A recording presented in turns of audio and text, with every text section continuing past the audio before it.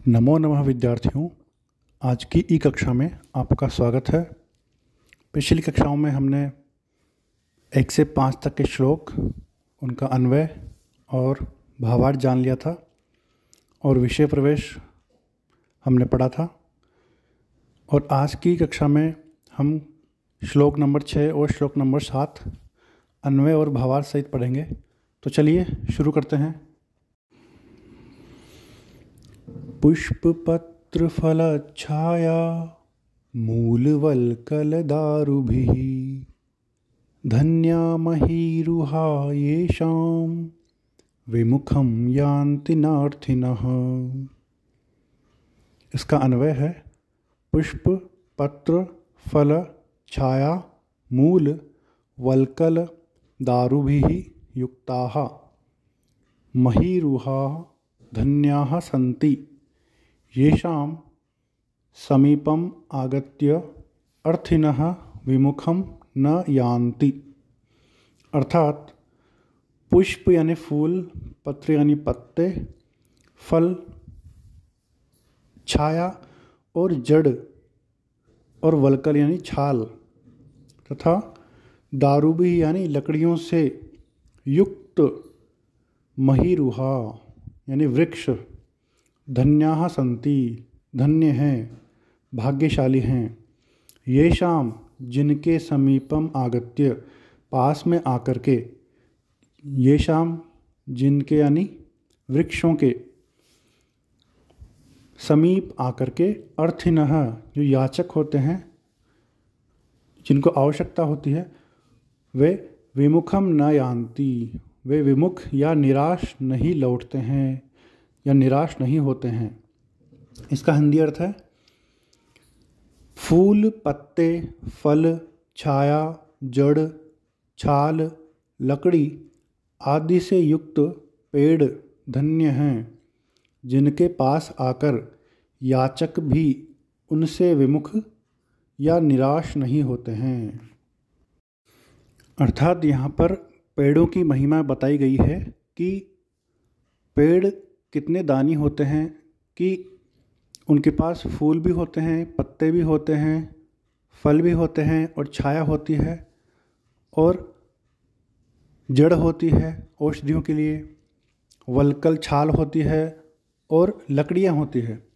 तो इन सभी से युक्त होते हैं पेड़। अगर किसी को कोई चीज़ चाहिए तो इनमें से एक चीज़ किसी न किसी को चाहिए होती है, तो वो पेड़ों से ले सकता है। अर्थात पेड़ों के पास में आने पर कोई भी व्यक्ति निराश होकर के नहीं लौटता है। यहाँ पर यह तात्पर्य है। चलिए आगे चलते हैं हम शब्दार्थों की ओर। पुष्पम अर्थात फूल, पत्रम अर्थात पत्ता, मूलम अर्थात जड़, वल्कल अर्थात पेड़ की छाल, दारुबिही अर्थात लकड़ियों के द्वारा, महीरुहाः अर्थात वृक्ष, विमुखम अर्थात खाली या विमुख अर्थात मुंह मोड़ना या खाली, यान्ति अर्थात जाते हैं, अर्थिनः अर्थात चाहने वाले या याचक, जिनको आवश्यकता होती है वो। चलिए आगे चलते हैं हम अब इस पाठ के अंतिम श्लोक की ओर। तो चलिए शुरू करते हैं। चिंतनीया हि विपदाम आदावेव प्रतिक्रियाः न कूपखननं युक्तं प्रदीप्ते वह्निना गृहे।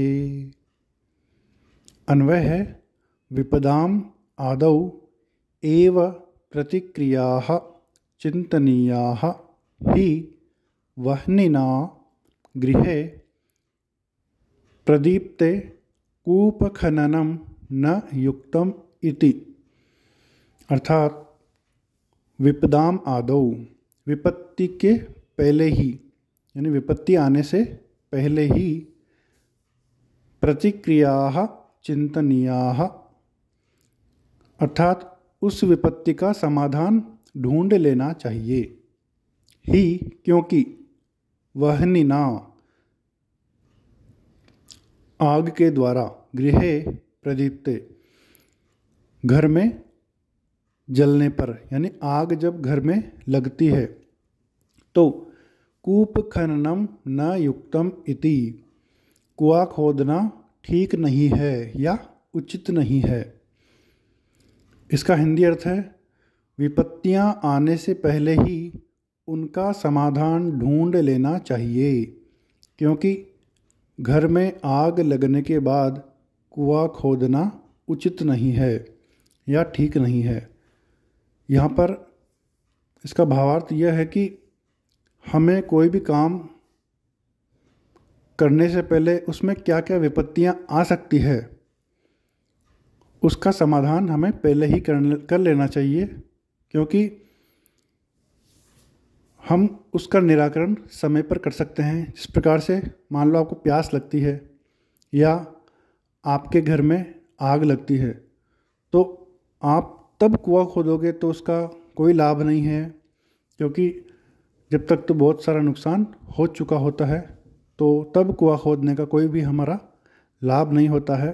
इसलिए हमें किसी भी विपत्ति के लिए पहले से तैयार रहना चाहिए। हमें आगे बढ़ कर के और किसी भी विपत्ति का सामना करना चाहिए और उसका समाधान हमें पहले ही खोज करके रखना चाहिए, न कि विपत्ति आने पर उसका समाधान ढूंढने जाना चाहिए। तो चलिए आगे चलते हैं शब्दार्थों की ओर। चिंतनीयाः अर्थात सोचना चाहिए, विपदाम अर्थात विपत्तियों के, आदौ अर्थात पहले, कूप खननम अर्थात कुआं खोदना, वह्निना अर्थात अग्नि के द्वारा या अग्नि द्वारा, प्रदीप्ते अर्थात जलने पर, प्रतिक्रियाः अर्थात उपाय। तो इस प्रकार से विद्यार्थियों, हमने यह जो सुभाषितानि पाठ है उसको पूरा कर लिया है, और पिछले जितने भी रिकॉर्डेड वीडियो है उनको आप बार बार देखते रहिए, ताकि आपको अच्छे से स्मरण हो सके, अच्छे से आपको याद हो सके।